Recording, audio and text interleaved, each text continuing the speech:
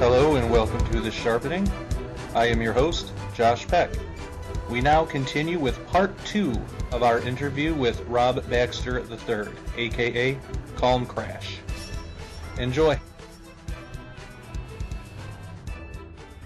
Yeah, I can't. I really want to do this. I really want to connect the dots for this Noah thing, and then connect some of these conspiracies. And I mean, literally, artifacts that were found, right? Like 1,000 of a microscope of an inch, and it was like nanotech, and it was found in the Ural Mountains, right? And oh wow, yeah, and then the Apollo 20 thing, and I want to throw all these little things in the movie, you know? Even if it's just animation, but how it works. I thought that was kind of cool, but then I only saw the preview. The whole movie is just. But I have a feeling it's going to be kind of the Noah thing is going to be kind of a cultic undertone, right? I listened to his interview. I just watched his interview last night. I was like, hey, I'm going to finally look at this thing. I looked at his interview last night during a Superman thing, and he was like, Noah's not a nice guy. He's a genocidal, because he's whatever, and he's given that.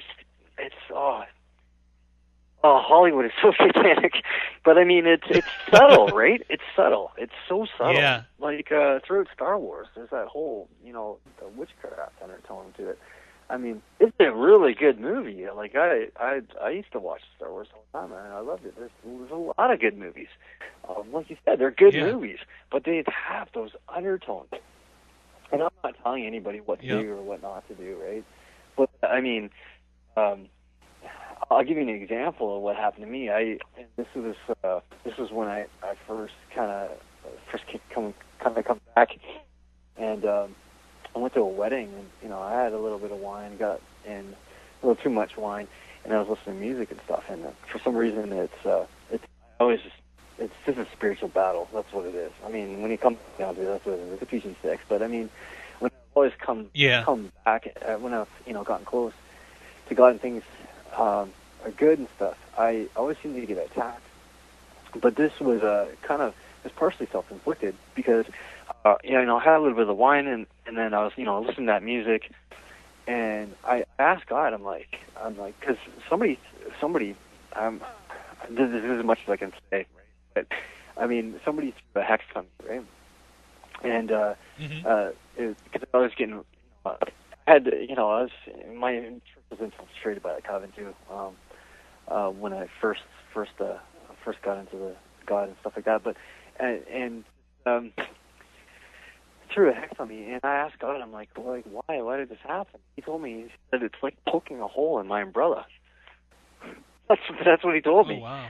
He's like, it's like poking a hole in my umbrella. He's like, I'll protect you. I'll protect you from this. I'll protect you from that. But if you're going to open yourself up, and something could happen, right? Yeah. Wow. That's, I guess, part of the free will thing. I think once you're saved and stuff, you can't, he can't have my soul now. But I mean, he can still keep me down. He can still get to you. And I think I read this verse once, and it said, "I was setting a wicked thing before my eyes." And when I read that, I was like, "Oh, yeah." It's cool. It's hard. It is hard because even around here, I'll see something bad, and my whole thing, inspiration was, well, when you see it, shut it down and pray. And I was like, imagine where we'd be right now if everybody did stuff like that. You know what I mean? But and that takes me back. That was wild too. I mean, I was going to this church, and this whole coven came in and infiltrated it, and oh wow, yeah, it's drugged, and there's some ritual stuff, and it was really, really weird. And actually, Alyssa Milano was there too. I was actually talking to Rick. Hey, what's up, Rick? I was talking to Rick about this. He used to be in the Hollywood, right?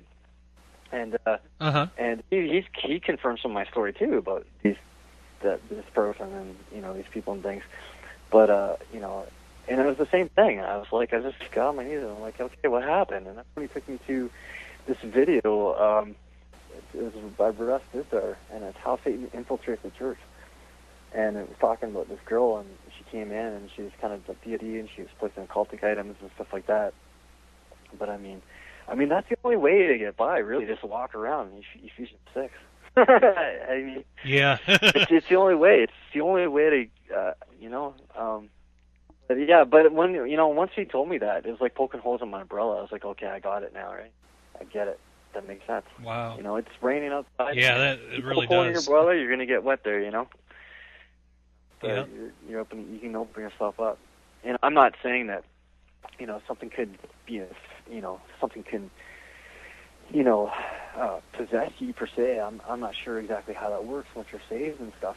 But I do know for a fact that I had to, from the stuff that happened to me in that church, I had to forgive the church. And, after I got on my knees and I prayed, and I was like, where do you want me to go? I asked this guy, and he sent me to this other guy, and I found out that this was the guy that brought me to Christ in the first place. When I first, like 15 years ago before my slide. And, oh, wow. yeah, which was my confirmation, right? And I bawled again, of course. Yeah. I'm on that confirmation thing. Oh, yeah. But when I got there, he talks to God all the time, nonstop. It's really funny to watch. It's just weird because he's always talking to God. He's hearing His voice. It's really intense, and I think that's why God sent me there, because and I started I was hearing God's voice before that, but I mean. Anyways, then he sent me there, and that was part of my confirmation. But I had to forgive the church for a lot of crazy stuff. I don't know. I'm gonna get into now that happened there. But when I forgave, when he said that, and I forgave the church, I had this hug. Like I felt this tug, and went rip, and I felt it literally rip in my. It hurt, physically hurt. Wow. But I mean, forgiveness can hold you down. Oh yeah. And like some things you have to let it go. And so I mean I've learned quite a bit, like just with me and the big guy, no church building, no pastors and stuff, just me on my knees and the big guy. I mean sometimes I got busy on Facebook, and that's when I had to. It was just too much. I just couldn't keep up. So I'm like, I haven't spent a month, 2 months with him. Well, that's when I shut it. I actually deactivated my account and came to my room, closed the door, fasted, prayed, played worship music, read my Bible, and I came back. I was like, "Where are you?" And I'm like, "Sorry, I need time with just me and the big guy, right?" Because I miss that 3-6 times a day, as much as I can. Yeah. Yeah, definitely, and that just in getting to know you and being able to talk to you the past couple or few months or so, I know that's something that's really important to you, is the whole prayer aspect of it. And I find that so encouraging, because it's important. It should be important to all of us in that way, because that's we're talking to our Father. I think a lot of times in the church they kind of obfuscate the personal relationship that we're supposed to have and kind of trade it for more of a, I don't know, like a diluted knowledge kind of thing. Here are these traditions, and here are these beliefs, and they're kind of based on the Bible, and the doctrinal stuff is pretty solid, but when it comes to other fringe stuff, it's like, oh well, we're not going to bother with that. And it's like, well, maybe that stuff is important to God, and it doesn't seem like a lot of people really that are in that mindset really think too much about that. It's kind of, I hate to say it, but it's kind of a more self-centered in the majority of the church, and that's what I find so refreshing, talking to somebody like you who has the mindset like, no, it's not about me or you or any of us. It's about God and what He wants, and how else are we going to know that if we don't pray? Yeah, and being obedient too. Yeah, well, yeah. Like, I don't know. Like, are you sure? Can I get a few more confirmations first? I don't know. Yeah. I think that's so cool. I think it, and that's what I get a lot of. A lot of my private messages, and I won't get into that, but in the private, but a lot of them are Christians, and they're under like demonic oppression or this or other kinds of oppressions or things like that, and it's just it's really strange. Like I'll ask them, like, you know, you got this, can you remove that occult item, and I'll go through that. But a lot of it's that, and they don't teach. I don't think they teach spiritual warfare in the church anymore. At least I mean, yeah, not too much. God sent me to this one guy. I mean, you know, he heals and, you know, talks to God, and it's just it's real, like, you know, and it's really intense too. But and he goes where he's led, right? But I mean, I've been to one, and, you know, talking about, you know, demonic stuff, and they're like, no demons, no, what? I was like, what? Where'd they go? I don't know. Yeah. But, where'd they go? Yeah, like really, like where'd they go? I don't know. They took off. It's another galaxy. Yeah, no kidding. Like that's another dimension. What happened? Like, I don't know. Where'd they go? They just decided they were done. That's it. It's so funny because, yeah, I mean, the way I was brought up too. I mean, we were told the Bible stories, and yet, you know, we were told that Jesus cast out demons and everything, but there wasn't never was it ever brought up that, okay, how does that apply to modern day? You know, what about those demons have still got to be around? They wouldn't touch it. They wouldn't get into that topic, and it amazes me. It's like, how can you take such a big part of Jesus' ministry? You know, it's estimated that a third of Jesus' ministry was just getting demons out of people. Yeah. It's like, how can you take such a big part of his ministry and, you know, admit that it happened, because, you know, you have to, because it's in the Bible, but then not actually apply it at all to modern day, like it's just not important anymore. And there's so much of that in the church, and you know, demon affliction is a big one.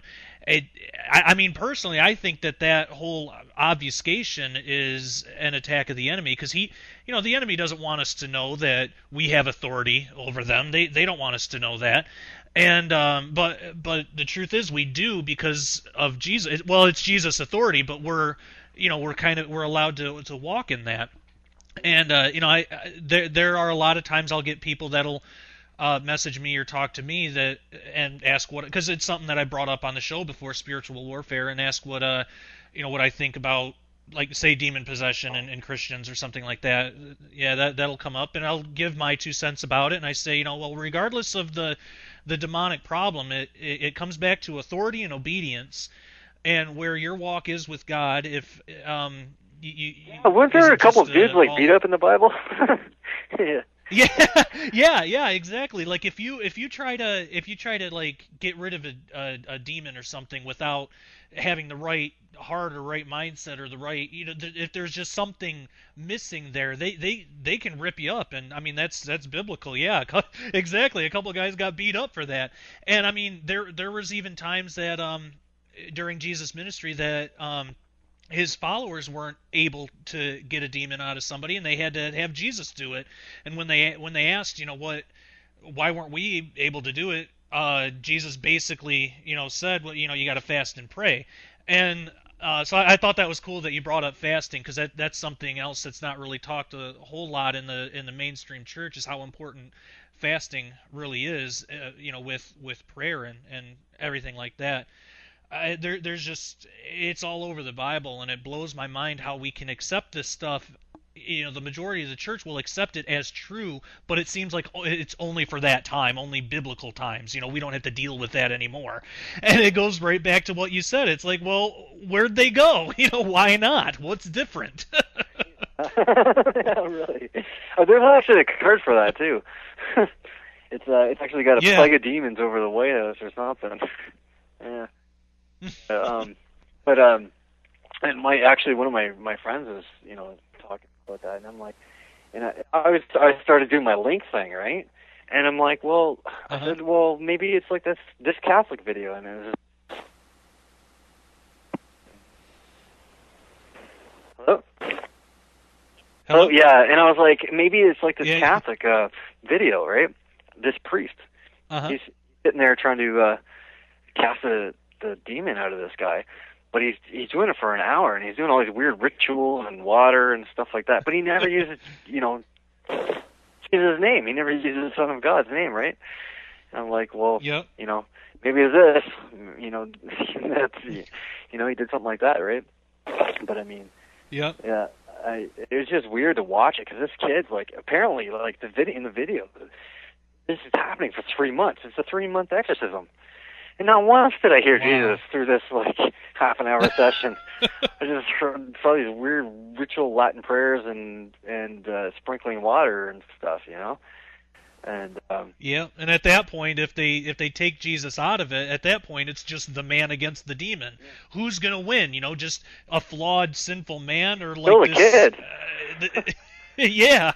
It's crazy, yeah, and it's like it'd be so easy. All they had to do was use the authority of Jesus, but I think a lot of times, they just want to rely on their own authority, I guess. But yeah, it is nuts. And it boils down to that whole belief thing too. Like, I mean, if you have the faith, think about it, the size of a mustard seed. Okay, you can do the mountains. Like, we're supposed to be healing the sick and raising the dead. Like, I don't know. Like, when I came back, I never got into really doctrine because I never had that time to get brainwashed by the church either. So it was kind of, the cup's half full, I guess, right? But when I came back and I started reading it, some of these things I've been hearing lately, and I got a little confused. But I just picked it up and I was like, okay, I'll go to John. Okay, how'd this work? So I started reading it, and I just and I ended up reading the whole thing. And when I was done, I was like, oh my goodness, what's wrong with the church? What like, this is not the same. We're not doing it the same way it says here. Like, what's going on? Like, we're supposed to be, I don't know. We're supposed to be in I was actually Matthew 10 last night, and this is one of the first things he gave me when I was having issues with different families and different beliefs and stuff about turning. Was it Matthew 10? About turning, mother against father, husband against all that stuff, right? And He talks about how he says when you go, don't even bring your coat. Don't bring an extra pair of shoes. Don't just go. On faith, like faith. Like, yep. That's how I want to be. I don't. I just want to. I want to go back to just where I'm talking to God. Spending 3-6 times a day with him as much as I can. I always talk to him whenever I'm on the bus or whatever. But I mean, and just go and lead you to that person, and this will happen and that happen, and it's just, I've heard so many stories where the people just done that and they just live on faith, and things like that happen. I think that's how the church should be, without getting into doctrinal things. I mean, if you just go through it, it's like, whoa, like, this is not, like, what are we doing? We got everything backwards. Yeah. And, quit looking to people is a big thing for me. Yeah. I don't know. Yeah. Yeah, I had the same problem because I would, look at another Christian or something and say, well, they're doing that or they're thinking that, why can't I? But, we're not supposed to model ourselves after our brothers and sisters. We're supposed to model ourselves after Jesus. And, yeah, that was a hard lesson I had to learn too.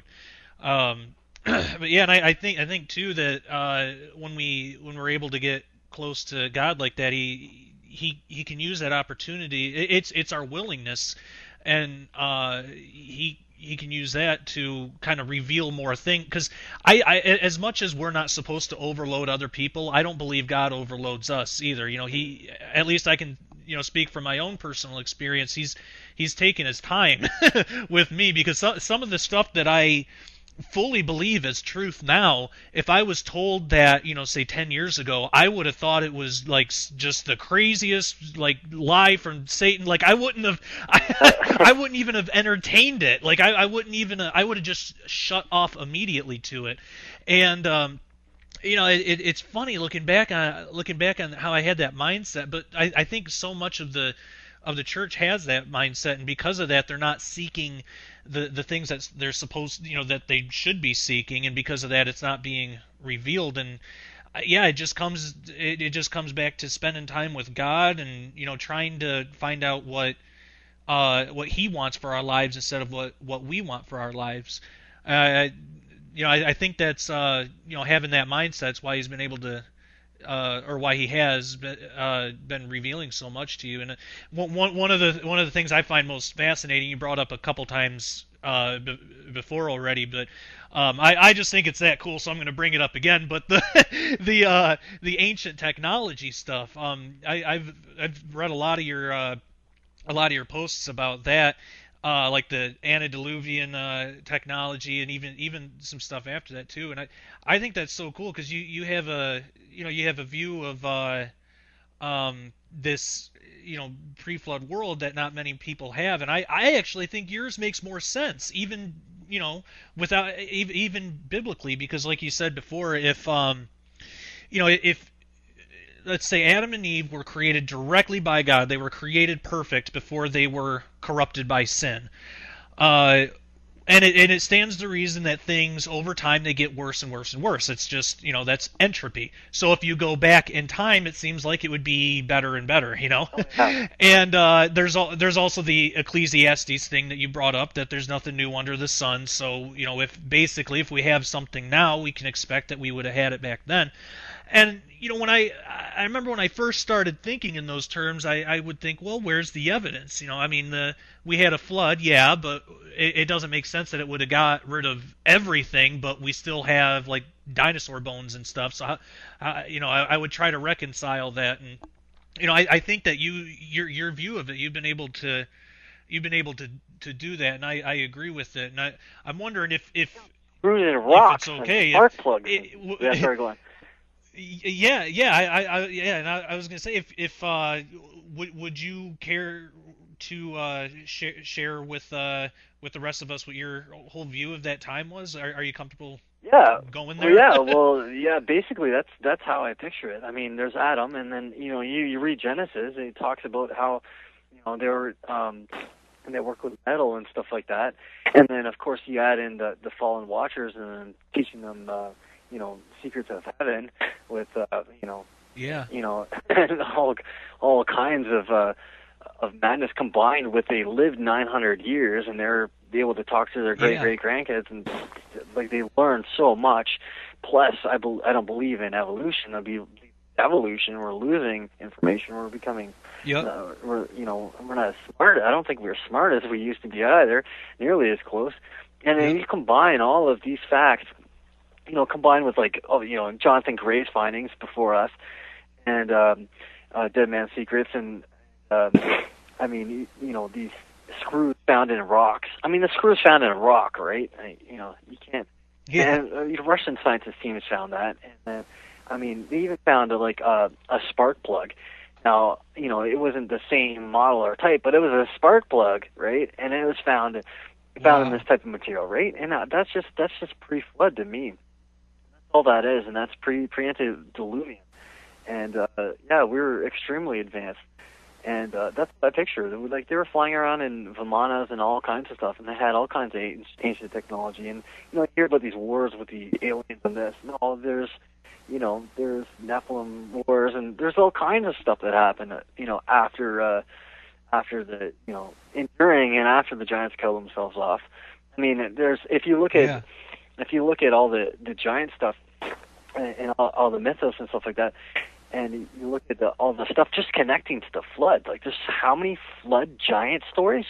Giants that lived before the flood stories? Not even flood stories. Just giants that lived before the flood, before the deluge. I mean, there's so many of them. And then, this is I'm not saying it's fact, but they said there's 200 million. And I believe that the planet was extremely populated. There's less water, there's more land. Yep. And there's ancient tech. They were flying around, in craft and in UFOs. But that's part of the deception. Is it's going to be like the days of Noah, but it's going to have all those transhumanist stuff and Chimera and things like that. But it's going to be a deception. So it's going to Black Ops. It's in this. It's going to be used against us, to bring in the New World Order, to bring in the one world leader. Yeah. And for him to set up his throne. But there's so much. If you just look at, you could write 6 books alone on Upart, like out of place archaeological artifacts. And I mean, they found, stuff inside of gold, chains and bells and all kinds of things. I mean, yeah, we're extremely advanced. And I'm not saying, Project 77 is true. It's a story I wrote up, based on stuff, I've heard from other people who've had intel in DUMS and stuff like that. They said they found. I'm glad you brought that up. Sorry, I don't mean to cut you off, but I'm glad you brought that up because that was the next thing I was gonna ask because I just read that actually earlier today. They do, yeah. So basically, what they did is they found in Russia, and it was a couple miles deep, and they found this. And it looked like an iPad, like an iPhone type thing. It was gold, it was sealed, but there's no screw holes, there's no seams in it, right? But it was kind of like a gold iPhone, and the scientists had it, and they were working down underground harmonics and things like that, and they hadn't figured it out. They've had it around since the 70s, and they had no idea what it was or whatever, but they're playing around with high frequencies and electronic frequencies, and this thing turned on. And it started playing, and they ended up somehow figuring out what the people were saying. But they were saying basically, we've noticed lately that the Earth isn't as green as it used to be, and that things are dying, and the Earth seems to be dying. But we love, this, our technology and stuff, and we don't have that glow that we used to be. Like our great grandfather Adam, and they're going on, and he keeps preaching about the ways and all that stuff and God and religious, and we like our technology and stuff like that. And they were going on, but they were well dressed, like they were wearing fully fitted clothing, right? I mean, you find I could send you 150 photos right now of like rock prints. Shoes, that's flood. That's the flood. Like, if you just connect all the dots, I mean, I'm not saying that. See, I didn't really, some of the stuff I didn't really buy until, I found other stories. It was that whole shelving process, right? Oh, okay, that was on the shelf. Let's connect that and that. Yeah, like you said, the connecting thing. But, I shelf it. And, I mean, if you just look at it, I mean, and some of these shoe prints, you could see this, bolts, they have stitching and like that. It's just ludicrous. Like the ones in Alaska, it's shoe prints. He's not giant, but he's 10, 12, he's about size 12 or something like that. But he's walking across these rocks. But I mean, somebody came up and they're like, well, it's not a giant. And I was like, I didn't post it because of that. I posted it because it was shoe prints and rocks. And then somebody else came up and they're like, well, it's just a bunch of rocks. Why is it like that? And I'm like, because it was deluge, something, catastrophe happened there. Like, hello, it's all there. Just pick it up. It's right there. You got your, it's all there. Just read the book, man. Rip it apart. And I don't know, but that's basically what happened. And it's it's a story I can't really bet. It's kind of dumb. It's something that was vetted is ex-CIA guy that he actually became a Christian because he was working in the DUMS. I've talked to him on here before too. You can go to his email and stuff. Oh wow. But he was working in DUMS, but he became a Christian because of what he saw. But he said he saw. Seriously, I'm telling you a story, okay? But he said he saw. He saw the Anunnaki. They're like 30 something foot giants. And they're underground. Oh wow! And he saw reptilians like Nakash, and I believe those were the fallen angels. He said he was talking to scientists and that they were planning this, and some of these people were in on it. They were planning this, but they were working with them to make war. Wow. To make war with God. That's what they said, and they said, and they thought they thought that they were going to win. So I just compile all these stories and just kind of mingle it together, right? With the technology of that and the, like I said, the shoes and the prints and all the other ancient technology in the flood. And I just picture this really advanced society before the flood, but they're transhumanists and they're chimera, and they're really advanced, and they had flying. They had antediluvian like Vermont and stuff like that, and they were flying around. But there wasn't a few people left. And God's like, well, I gotta intervene again. I gotta intervene. Yeah, I mean, it seems like it's always like that, though. Every couple thousand years, every 1,000 years or so, he's got to intervene. He's got to step in and be like, oh, I got to save you guys again. Like, hey, and that's what he did. He was like, okay, there's, yeah. But that's just how it seems. It's like, okay, I just didn't want you to do that, okay? Just don't, you do anything you want. Anything, do whatever you want. I don't care. Just don't do that. Just that one thing. Just don't. Oops, mess it up. Okay. And this happens. Oh, and he's got to bring this in, and I'm like, okay, here's some, here's 10 rules. Just do this. Oh, you can't do that. Oh, okay, and he comes back and he's like, okay, just believe, and it's like, and then, later we're doing it again, and, we're in the days of Noah now, and it's like, he's going to have to come back and rescue us again, because, Yep. Yeah, I don't know. It's just, I think amnesia is his greatest ally. The enemy's greatest ally, right? It really is. Yep. But but that's how I picture the before the flood. I seriously do. And Wow. I'd like to take all that. You know what I mean? And a guy walks in, he's got the screw in his hand, but later on you see it turn into the stone, and and the thing, and that, and just incorporate all those things. There's so many oop-art. I mean, you can Google that stuff for hours. This is like the genetic disc. You got like sperm and stuff. I believe the giants were doing that. And I have Bulgaria, since I have actually on that, where I got a picture of this 36-footer, and scientists standing there. But I combined that with a story, combined with the other guy that was on the news, and he had his own little. It wasn't news. It was just a TV show, and it's all in Romanian or whatever. But I think I have some of it translated. But anyways, and he's on the news, and he's talking about how they found, this holographic thing, but it had like giant tables, like huge giant tables in it, in this mountain, and it had this holographic technology and stuff.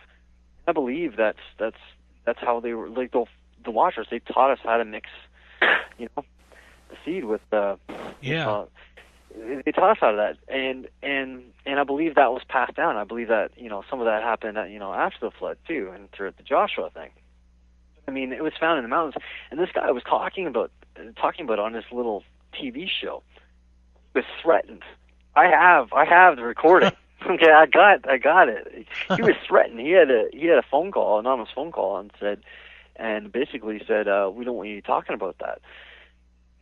But I have a bunch of these where weird instances like that, and they're we're shut down. Like the website's gone, or this is gone, and that's gone. The TV show's gone. Things like that. But if you combine all the stories with what we know, right? What we know is that the fallen Watchers taught the mix of seeds, and fawn-like and bull-like and lion man and all that stuff, and you just connect all these things with all these conspiracies, And I was kind of happy when I came back to God, and I was like, I'm allowed to believe in, most of the, I was really happy to find out I could believe in this stuff. I didn't have to. Yeah. I didn't have to live in that box. And when I realized that this stuff does fit in, and everything fits, and it's literally all connected. Literally everything is connected. I was just ecstatic, because I was like, it all fits, it all makes sense, and I don't. And see, a lot of people.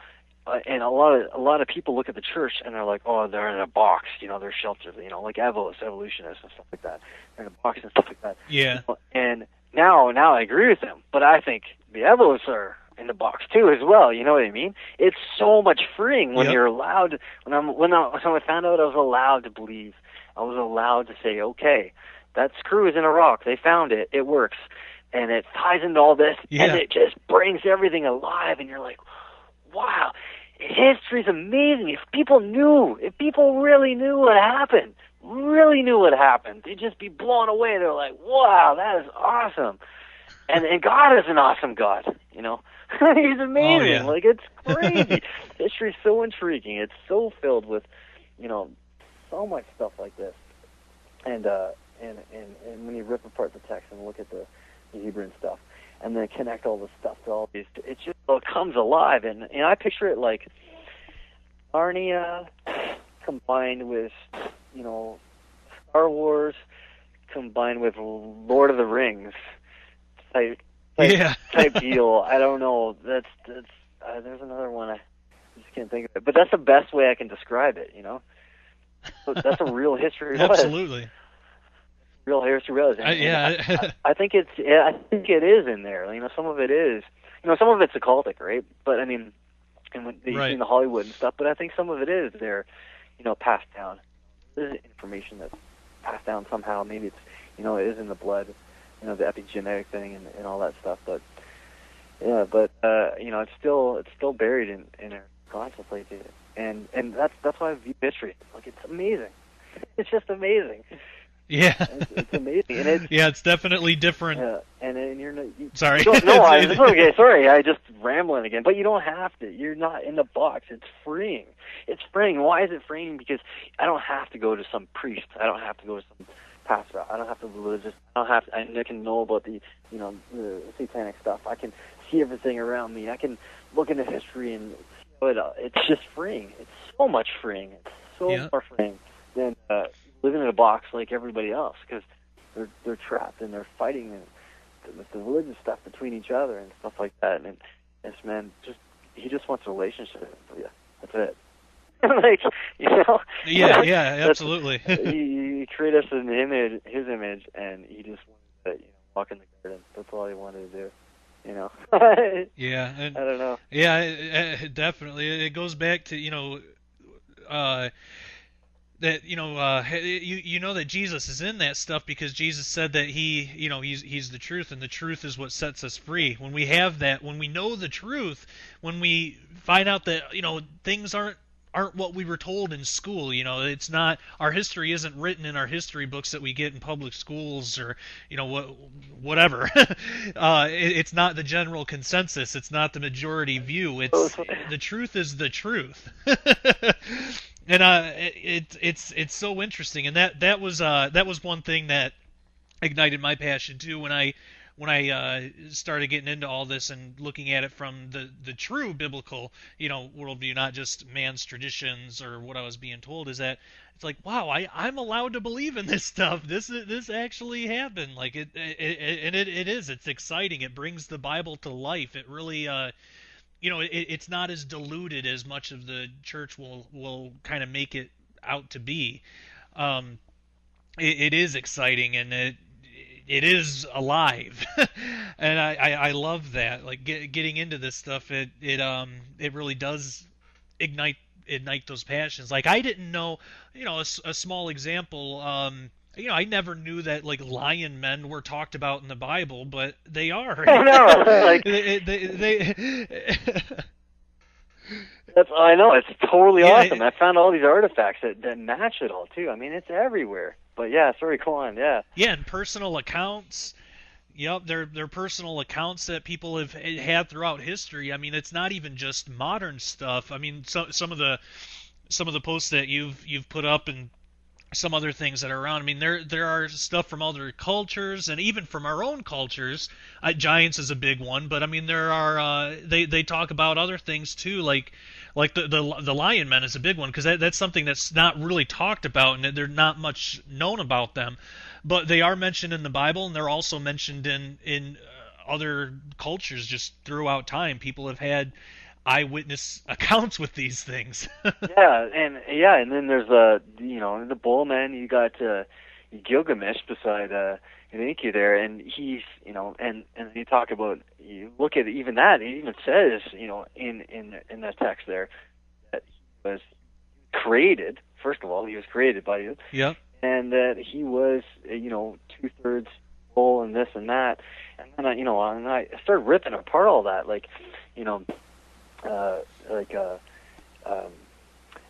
Elgon, like the 5 kings of Elgon, which is, I'd really love to find that cave, because those kings, they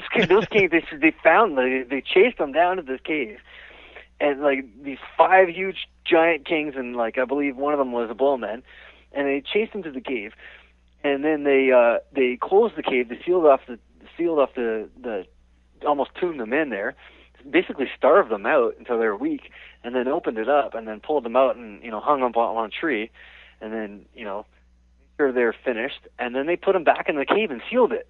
That's still there. Where is that cave? Let's find it. You know what I mean? Let's go get a shovel and get into one of those mounds that are all over the earth. I got one right here in Richmond Hill in Toronto. I mean, they're everywhere. They're all over. There's pyramids in the States, and most people never even heard of them. They drive past them every day. They're behind those trees right there. They're behind that McDonald's. Like, it's crazy. It's crazy. Yeah, history's it's so amazing, so alive. But yeah, there's a few places that you're just like, okay, this happened here. The battle was there, and you're just like, we should go dig there. You know what I mean? It's just, like, I want that. I want that 25-footer. I don't know. Yeah. Call up the boys and get it tested and DNA and I want it out there. Yeah, figure it.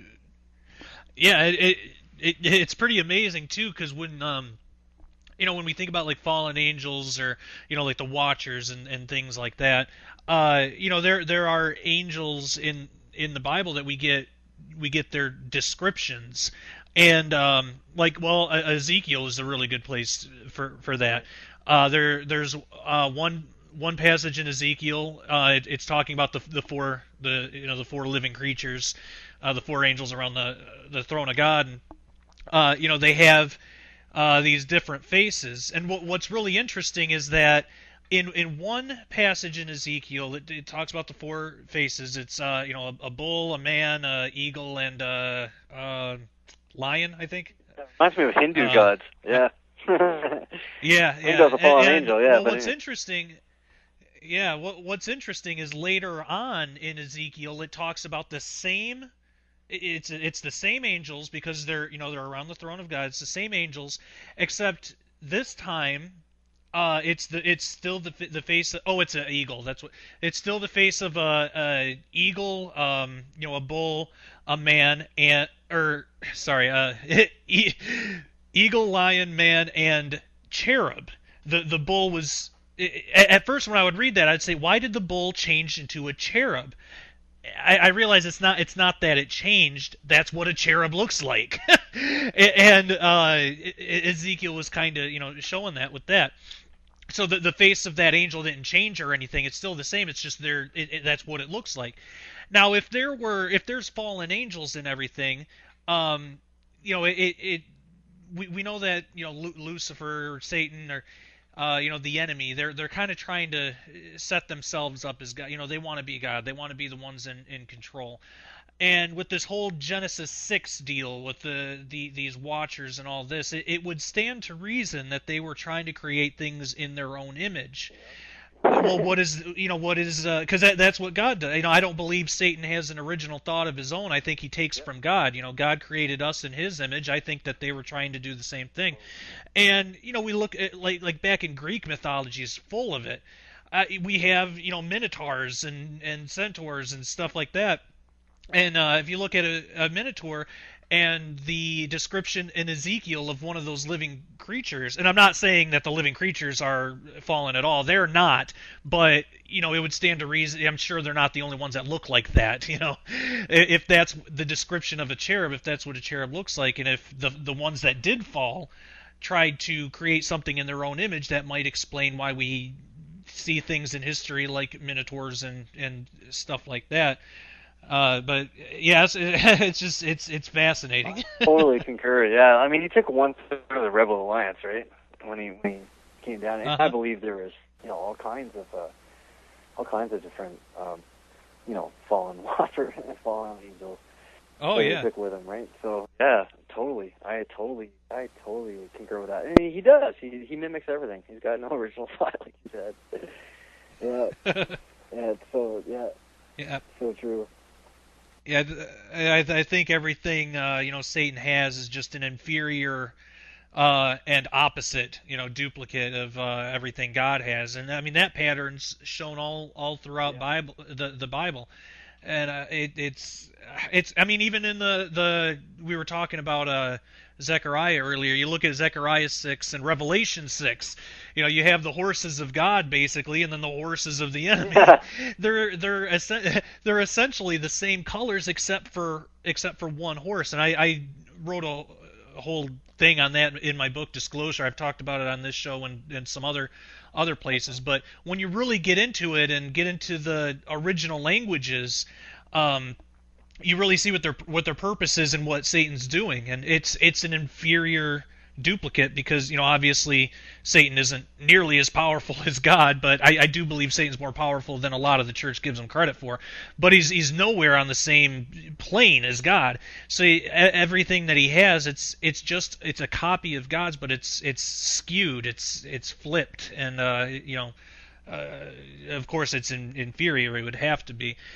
Following that pattern all throughout the Bible, it starts to fall into place. And we brought up L.A. Marzulli before, his book Cosmic Chess Match. That's why I love that book, because he really gets into that and shows that, and it's just so interesting. Yeah, I can't wait to read that. I got his DVDs, the 6 DVD set, and it was amazing. Yeah. It was amazing. Yeah. Yeah, we have a set of his earlier ones from a few years ago, and I can't even count how many times we've watched through those. Yeah, I didn't know there were people out there like you guys. I had no idea. Yeah, me either. At one point I was like, is there anybody that believes, in the false flags in Canada? Like I don't know. I was kind of alone for a while, right? But it was good though, because I got to. I didn't go back to church to be indoctrinated and stuff. I just got to talk to them myself. Yeah. Yeah. But I mean, that's what that's what I tell all the people out there, because there's a lot of people that are like. Some people are like, hey, don't go to church, 501c3, and then other people are like, and they pull out and whatever. And then other people are like, no, you should go back and this and that. And I have friends that have done both, but I think that's what they were called to do. Like some of them were called, they have their own walk, right? And everybody fights everybody over all these silly things. We're supposed to really be fishers of men.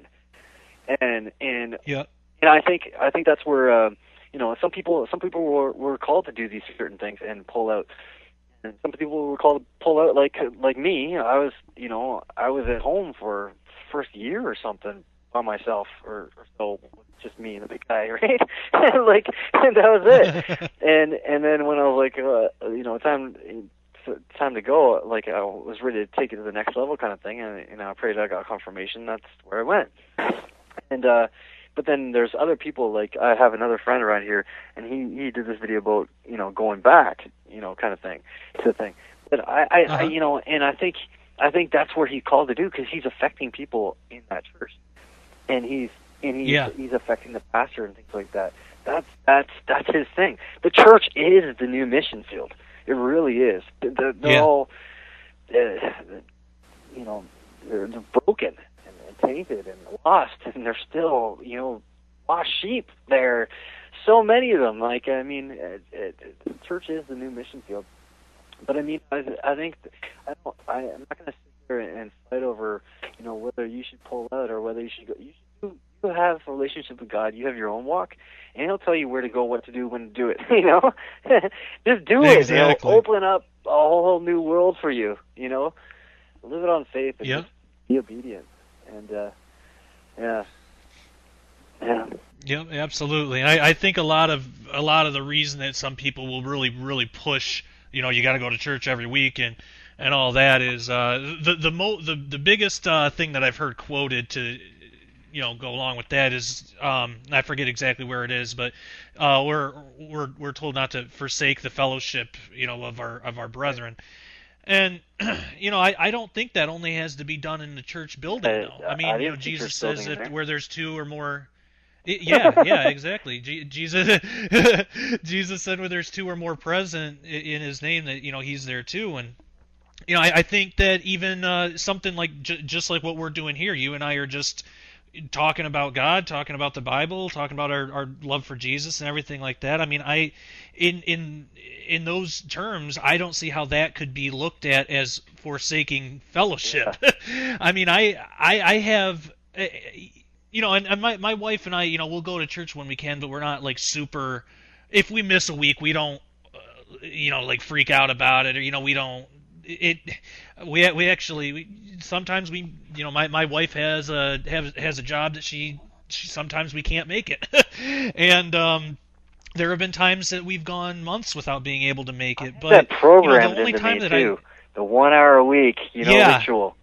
yep, yep.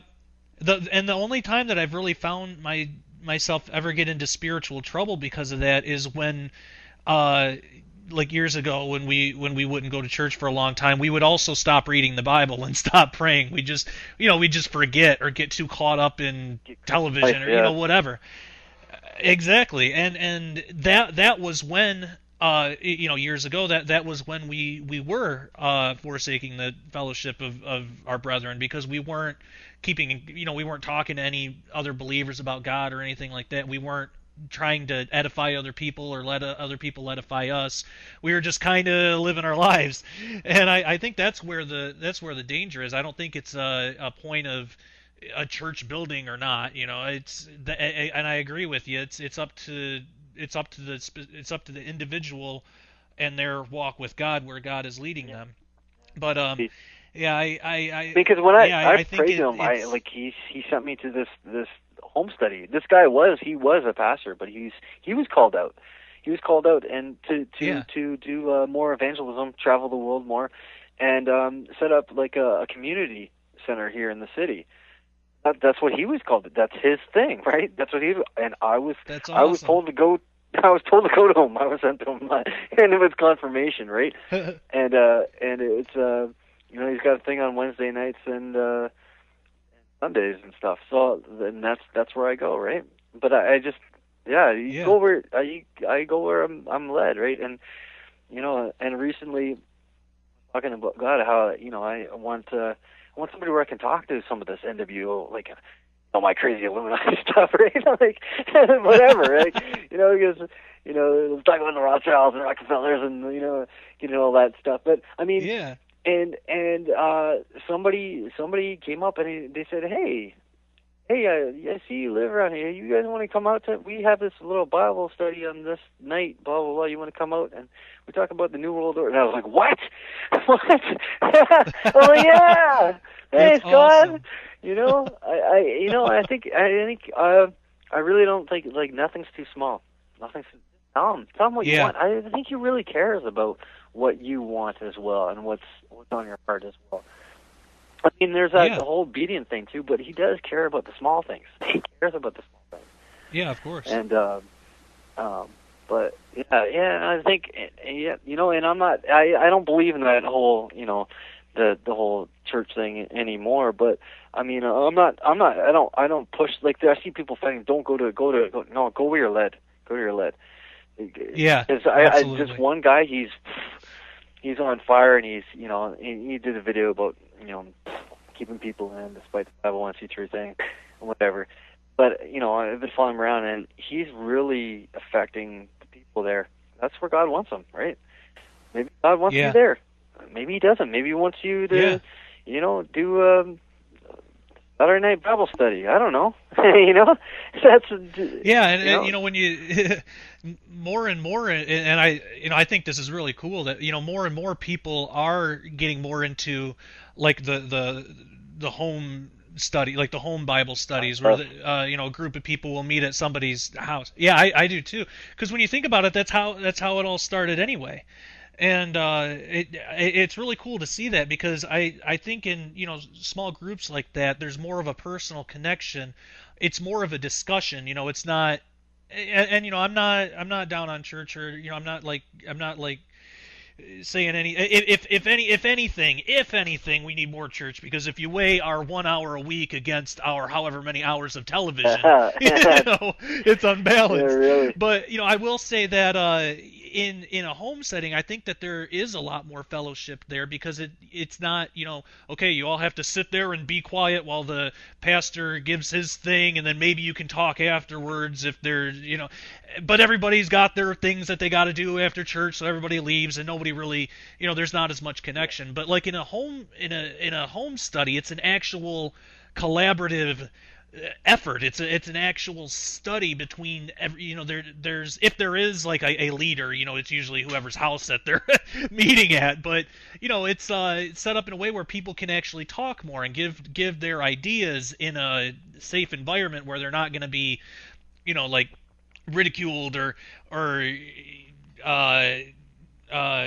made fun of, or whatever about whatever crazy thing they want to bring up. And I love that there more and more of that is going on, because it's actually what the whole basis of this show is we're supposed to sharpen each other, as iron sharpens iron, so a friend sharpens the countenance of his and it's not just, okay, you got one guy up here and he's got to sharpen 50 guys, it doesn't work like that. Yeah. It's kind of like a schoolroom classroom, 1 to 30, and so you got 1 to like 1,000. Yeah, totally. Yeah. I was, he told me to go to this thing, and it's Sundays and Wednesday nights. And it's just a home Bible study. And at first I thought it was going to be a big church. I didn't know what it was. I was just told to go there, and so I went, right? And then I do my own thing on Friday nights, kind of thing. And I try to keep some time with just me and him, especially if the week gets busy, because I like the 3-6 times a day, missing it. But if I make it every Friday night or whatever, then I can just I'm not going to miss it. You know what I mean? I set a time where I can have that time and hang out with the family and relax, take the Saturday off or whatever. And then then I've asked him about the New World Order thing. I want somebody to talk to, right? But I also do this other thing. Once a month I go to this other thing that a friend sent me with. We actually started talking about some alien stuff, which is really crazy, because one of them had an experience, and I couldn't believe it, because but they're a lot cooler. But they do this once a month thing, and my buddy Dave took me there, and we went over, and it was really awesome. When I asked him about the New World Order thing, it showed up in my inbox. You know what I mean? like God's so good. He is. Like he cares about the small things. So yeah, like. I don't tell people what to say, or I don't recommend. You just go where God leads you, right? God wants you there. God wants you there. And but I did go to this one place, not around far from me, but they do that once a Sunday. Every once in a while, they'll instead of having that meeting, they'll close in the chairs and get right into the Bible, and that's what I loved about it. Because I was going there once in a while after my whatever when I first got to it, and then I was like, okay, God, like where can I go? I'm ready. I'm ready to get into the spiritual, because they didn't believe in the demonic and all that stuff, right? So like I want to get into the spiritual stuff, and that's when he sent me to. That's when he sent me to, my 15-year-old, like 15 years ago, confirmation. Yeah, so. Yeah, that's good. Oh, that's amazing. Yeah, he definitely is, and he has his perfect time for everything. And I know one thing that that I mentioned earlier that my wife and I kind of had to learn is that we got to wait for God might reveal something that He'll want us to do before He reveals to us the time He wants us to do it in. Yeah. And there have been times that we've learned our lesson on that. And I know one of our big plans, one thing that we feel God's leading us to do at some point in the future is start an at-home Bible study here. And I remember we just moved into this apartment a couple months ago, and I remember when we lived in our trailer before that, we would talk about it, and I'd say, well, we can't do it here. We don't have enough room here. But right when we move, we'll do it right when we move. We'll set it up right. And I was actually like thinking that was going to be the time to start it, and it absolutely not. That would have been the worst time to start something like that, because it wasn't too long after that we had our son. He's 2 months old now.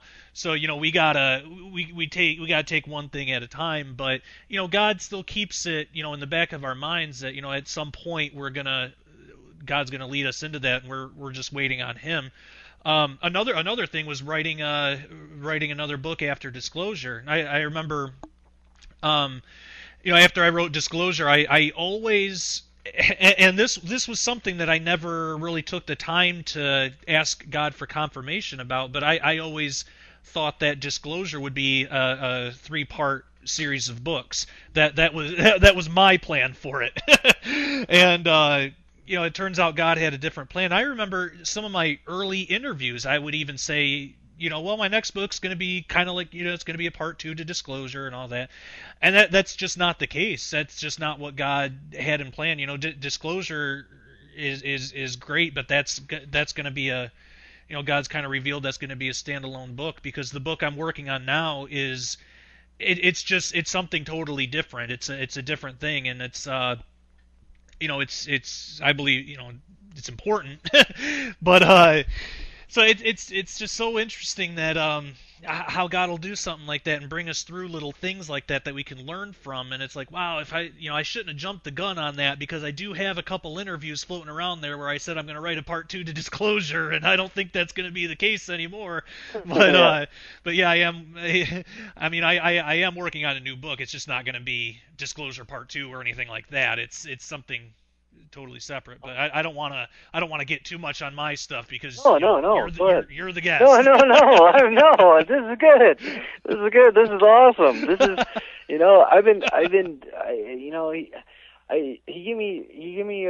gave me Jonah not too long ago, and I was reading Jonah. And, oh yeah. And that's where I was talking about the Nineveh thing. But I read it and I went, oh my goodness, I keep running. I keep running. Yeah. But you're doing it, man. Like, that's awesome, and that's what I want to do. I just want to reach as many people as I want. And I really think video is a way to do it. Even YouTube is good enough. Yeah. Like, even YouTube's good enough. Oh yeah, our look at what Gons from Canary Cry has accomplished with his Age of Deceit. Yeah. The YouTube video. I mean, it's amazing. And I've had the honor of it. After being on Canary Cry, kept in contact with Gons, and we've been able to talk back and forth and actually become friends and everything, and it's awesome. And you just look at the outreach that he's had just from essentially it's just a YouTube video, but it's just, there's truth in there, and people want to hear it, people are craving it. So yeah, video's it's a great way to go. That video's gone viral. I use that a lot too. Yeah, yeah. He did. Yeah. Yeah. Oh yeah. Yeah. And he just released Age of Deceit 2. Yep. And I can't wait to see that. I haven't had the opportunity to really check it out yet, but I've been waiting for it. Yeah. Yeah.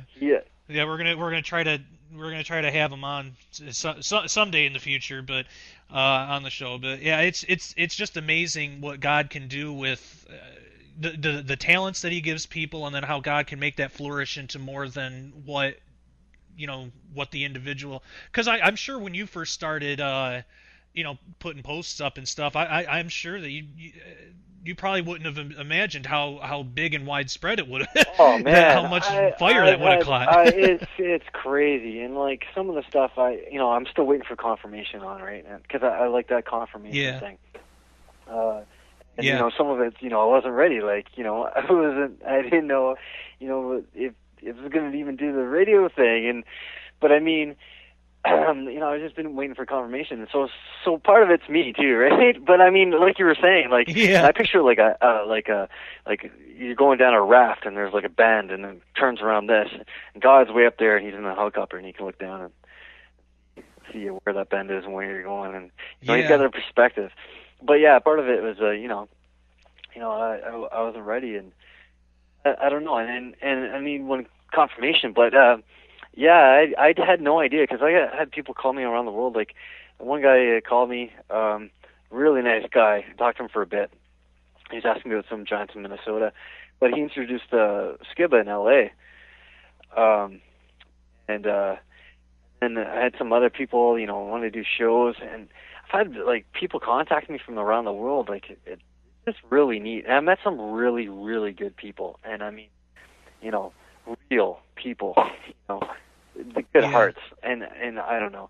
I kind of look for the King David thing, because I was a total, don't look at me, look at him, okay, I point it out, but I mean, I look at the heart and kind of like King David, he's a total mess up, but I mean, he messed up here and there.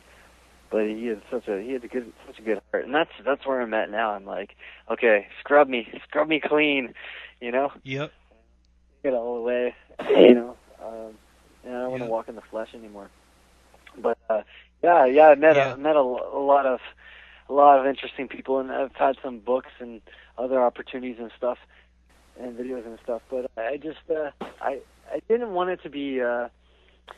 I didn't want it to make sure it was God, I didn't want it to be of myself. I don't want to be in the flesh. Because like some of the offers, I'm sure, a lot of people just jumped on them. But I didn't. I wanted to be God. I wanted to be God. I didn't want confirmation. I love the confirmation. I do. Absolutely. I don't want to walk down the wrong path because I did it most of my life. I got pretty lost, and I don't want to go there again. Yeah, same here. I don't want to go there again. Yep. Absolutely, same here. I think that's what a lot of people can relate to that, because in some ways we've all had our times of falling away and our times of coming back, and being able to talk about it. I mean that's why I love doing a show like this, because everybody has those testimonies, and I think that for people listening, it really helps relate to know that wow, I'm not alone in this. Other people are feeling this too. Other people feel like at times God's far away, but really maybe it's not that God's far away, but that we're far away from Him by something that we're doing, and like I don't know, it's so cool being able to talk with somebody like you who's been through that stuff, like I have, and like how a lot of other people out there have, and it has come back. Like Rob Skiba says, we all have our time in the wilderness. Yeah. Oh, that's so true. Yeah. So, I mean, there is just so much more we could talk about, and that's what I think so great about your body of work. It's so extensive. I mean, if I wanted to dedicate an entire podcast, every episode, every week to just the stuff you put out there, I'd be able to go on for years. That's why I think it's book time now. It's movie time. It's time to, connect all the connected dots, connect them some more, and compile it a little bit. Yeah. I just want to reach more people. That's so cool. Is that just something that you're kind of thinking about at this point, or is that something that you know that at some point you want to do in the future? Well, I've actually already started. I made a little giants, because I'm really sick of 1000worth.com photos going around, and it really affects the credibility of the giant community. And right. even on the religious side, like, and I know there's meaning to it, Genesis 6 and this and that, and you're talking about the Nephilim. I know there's meaning to it, and I know God's used it before, and I'm not saying God can't, because He can use anything. Okay, if He can use me, He can use anything. That's true. Just picture a mosquito for the night in a net room bed. I don't know. Okay, but anyways, I mean, if He can use anybody, I don't know where that came from, but if He can use me, He can use anything. It really affects it kind of taints it, because a lot of the naysayers and doubters are like, no, Snopes, and I hate Snopes. But I mean, there's a lot of disinfo sites out there. even there's Wikipedia Watch. I mean, those guys just spend time watching Wikipedia because so many things. I mean, I have articles on Friends that are total lies about them, right? And just more disinformation. I mean, yeah. So I don't know. Like I really want to compile videos and make real giants. And so I did a little intro. It was just a little test run just to see. I was just playing around with video, right? And just to see what I could just do with just some of the images I have now. But I want to make, add video to it. But I made a video called Real Giants. Got quite a lot of hits. You can actually find it on Google. It's got quite a hit so far. But it was just I just added some music and stuff, and talked about. I want to talk about the myths, the legends, the artifacts, the articles, the Smithsonian DNA test. I want to touch on some of the Raymond Spectroscopy tests and other things like that. But I also want to put links up to other giantologists that have some of it is their research, and I linked it up to their sites. Like one of them, Steve Squale, right? Which is one of the big ones that's helped me, that's affected me a lot. And but he was actually just looking for researchers recently. I'm a couple years too old, but he had strict guidelines, right? But I had like 100 emails. It was like, hey, go send him a snail mail or whatever. But he had strict things. But I was thinking about sending him snail mail anyways and just thanking him for, have a major impact. But but I linked up to Chris Leslie of Greater Ancestors Museum and stuff like that, because I tried to source them as much as I can. But so I started making some videos, and then I got my friend who cured himself, and he forges. He spends maybe $10 a week max or whatever on groceries, but he's a walking encyclopedia when it comes to medicinal health and stuff like that. And it just blew you away. I could go on forever about that, but I just wanted to start just making some videos for the real giants, because I'm just tired of thousandworth.com fake photos, and it just kind of ruins the credibility of the whole scenario, and it's kind of tainting, because I do talk to other people who don't believe in this and whatever. I'll use any angle I can, right? Whatever door I can open, whatever, anything. So I started doing that. I made some videos and uploaded some Gary stuff. Some of my stuff was taken down though. My Facebook account, my email, everything went down at once. It was really bad. I don't know. I was doing a couple things. I was keeping an eye on some UK officials and some other things. I was just doing a couple things at once, and I don't know what reason why everything got taken out, but everything just went down. And I was like, oh, okay, what did I do? I don't know. I was gonna ask you if you've ever had any kind of like consequences or repercussions or anything from anybody from the kind of stuff that you post that might not want it out. Like, have you ever experienced? Well, that's where I was actually kind of affected, because that's where part of my Comcast comes into it. It's passive aggressive. It's from sexual abuse in the past, and and I started finding out that different people are into this porn thing and porn rings and stuff like that, and you trace it back, and you can actually trace it back to these people. And then I was talking to some other people that were in DUMS and stuff, so I don't know. I have no idea what it was, but all I know is just everything went, But Oh wow. God's taking all that too, But I mean, it just I really want to do the Joshua Noah thing, and so I mean, if there's any computer animators out there or anything like that, that's where my heart is. Yeah. It's on my heart. Do you see that? Yeah, I mean, the way that you're talking about it sounds fascinating, and I think something like that would blow up. I think it'd get huge. Do you see it as being more of like a movie or like a documentary, or what kind of format would you want to take? Well, yeah, I would actually like to do it like a movie almost. Yeah, cool. But integrate all those little connections all those little, things and artifacts that were found, but do it really scriptural, right? And and try to stick to scriptural. I mean, some of these names are like they're hybrids, right? So they're going to be, giant hybrids, right? But I mean, connected to some of those things, like the Bulgarian mountains and the Romanian giants and other technology and stuff like that. And the City of Books is in there, and I believe there's black magic, but also ancient technology.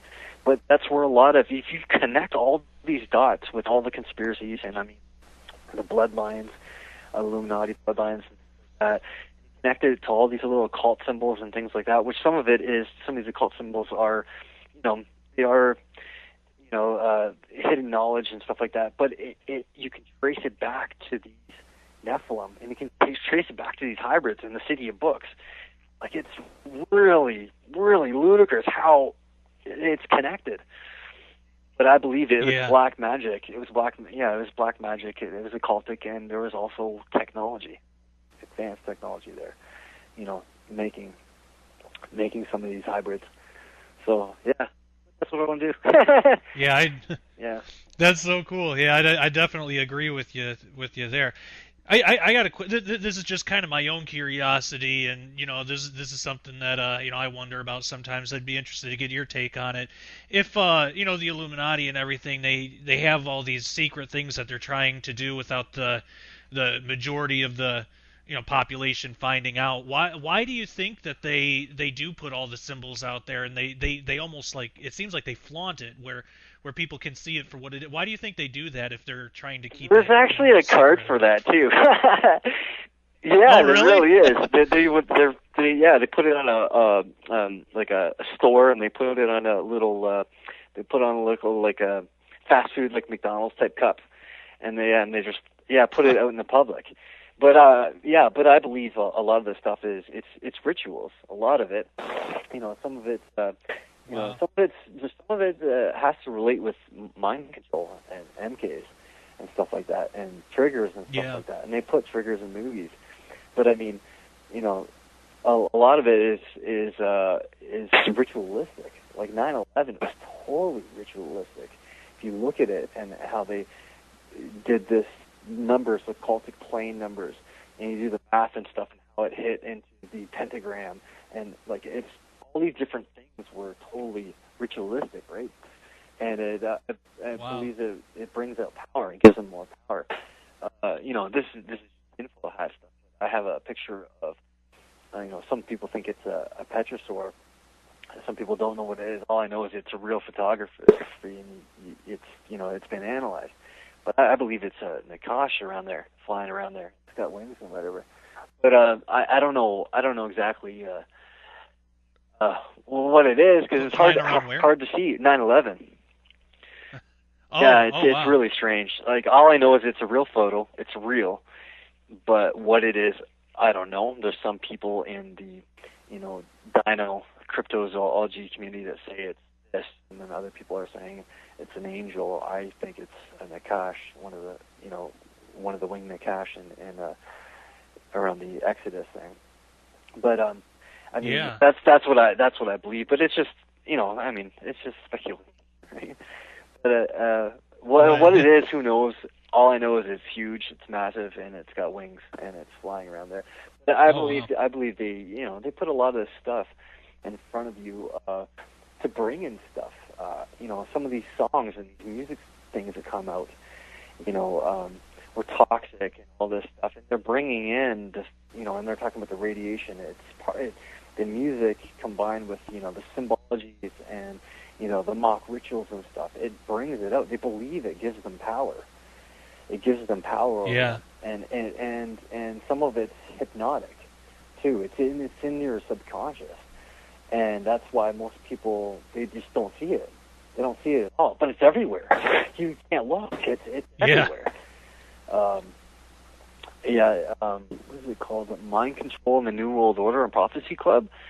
Watch that video. It'll blow your mind everywhere Yeah, it is. definitely. But it's called Mind Control and the Prophecy Club. But I mean, the guy just goes through a couple things, and his friend thinks he's crazy and stuff. Well, he starts telling him, he's like, "Go to this shop. I bet you this is there and that's there and this is like that." And he's like, "Wow!" And he's like, "Yeah, it's 666, blah blah blah." And he just goes through it, right? It's all occultic, just like the ley lines and stuff, and all the rituals they're pre-planned. But yeah, they believe it gives them power, basically. Oh, Simple wow. answer. Yeah. It makes a lot of sense. Yeah.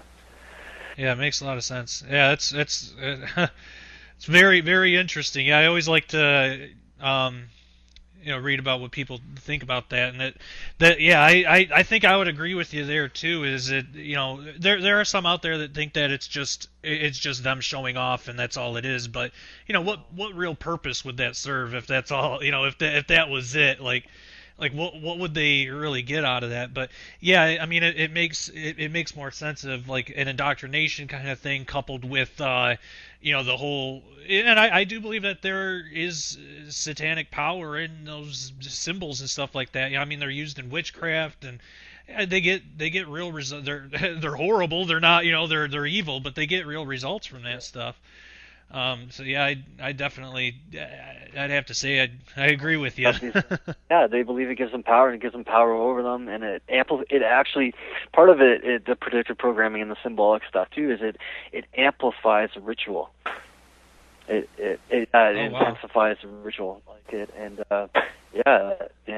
and that's what it's about. It's about making that ritual, like, I mean, 9/11 was a perfect ritual. It was so, like, everything, the plane numbers, how it happened, what happened, where it was, and how this worked. I mean, it's so intricate. It was just, like, if you go on about it for, 5 minutes to somebody who doesn't know any of this stuff, doesn't even watch alternative media, they're just going to think you're insane. But when you start going, you see it. You cannot see it. I mean, I saw the ancient alien thing, and there's the Lucifer and the occult dates and stuff. I saw that, and I'm like, whoa. Oh, yeah. I was like, these people are crazy. And that's a Jesuit, his story channel, Illuminati History Channel. Yeah, but, yeah. So what do you think the end game for 9/11 was? What do you think they were trying to accomplish with that? With 9/11?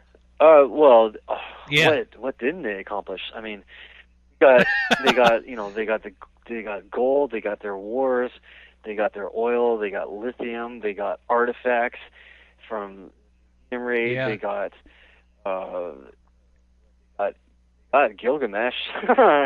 They got Nimrod. They got they got the army watching poppy, heroin. They're watching the poppy plant. They got there's so many things, like, it just kept progressing into more wars, longer wars, more money, democratizing, taking over that country. How they want to set it up. There's so many things. I'm like, what didn't they get? Got all these insurance policies on this. They got the people to trade their liberties for the freedom. If you want to go really fringe, it had to do with DNA and combining the species and they're hybriding things over. It depends on where you want to go with it, but there's so many things you can look at it. It's just, it's ludicrous. And then they sit there after the bottom, like after it's done, and they do their little ritual in the eye to walk around a circle, Yeah. I mean, it's the whole thing is just it's insane. Like, it depends on how far you want to go. Like, some people will go, oh, okay, it was an inside job. It was, this, or it was the CIA, it was CIA Mossad, it was Israel, it was this, or it was the Jesuits, or it was this, or it was Bush and the Skull and Bones. No, this thing was so huge. This was top, and it was it was just a perfect occultic ritual, and they pushed it all before it happened. Predictive program to amplify the ritual.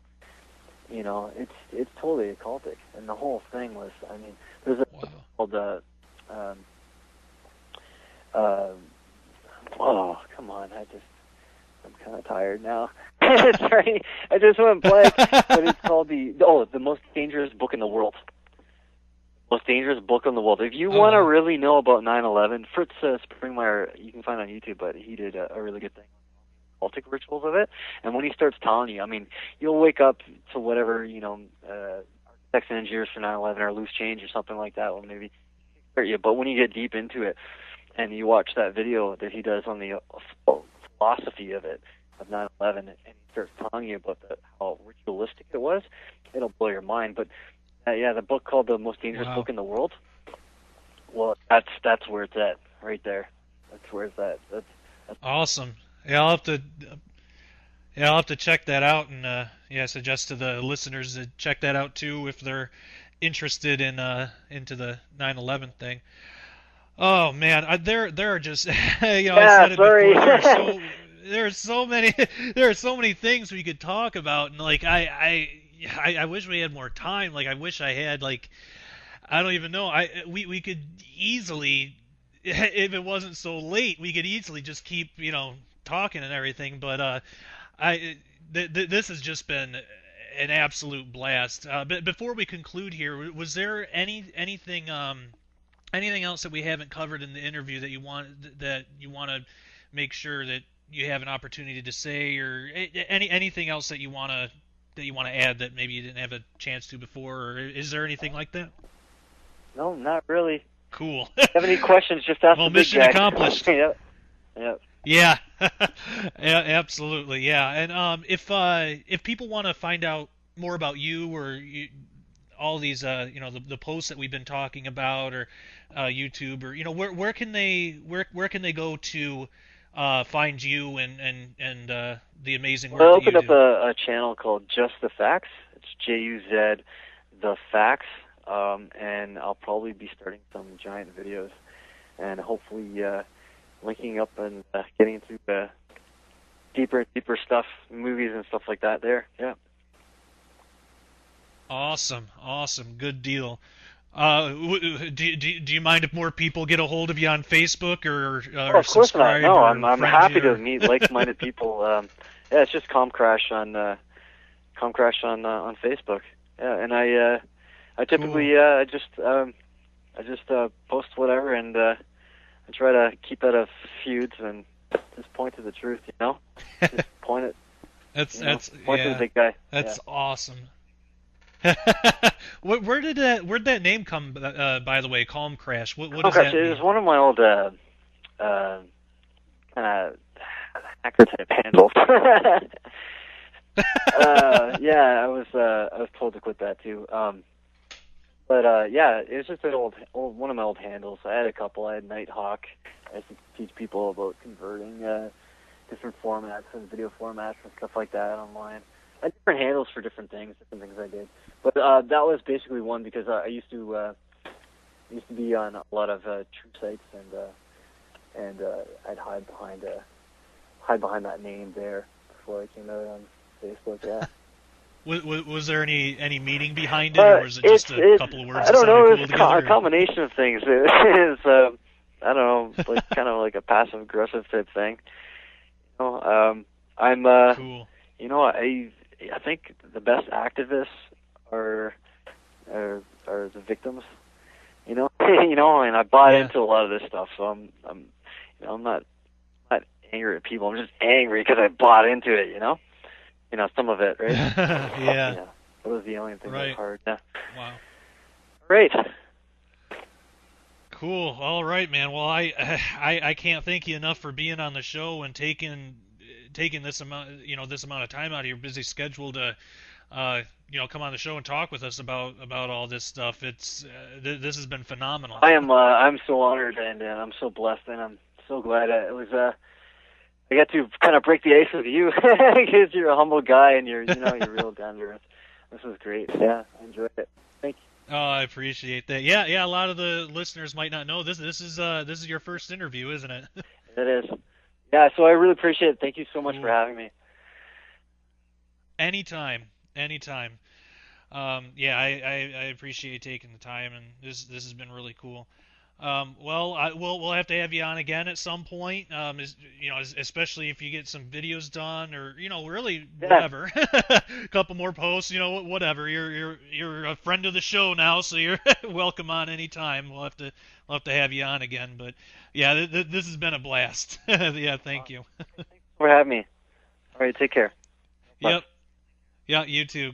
Take care and God bless. All right, that was Rob Baxter III. Also known as Calm Crash on Facebook, if you want to get a hold of him on there, or his YouTube, his stuff on YouTube, his YouTube channel. I highly suggest you check out the post by Rob. They're under the name Calm Crash on Facebook.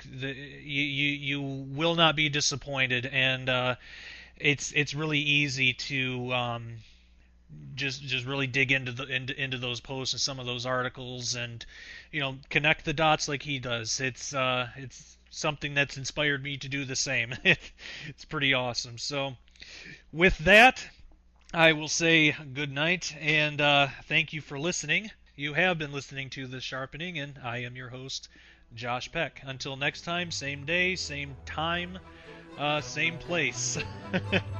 As always, take care and God bless.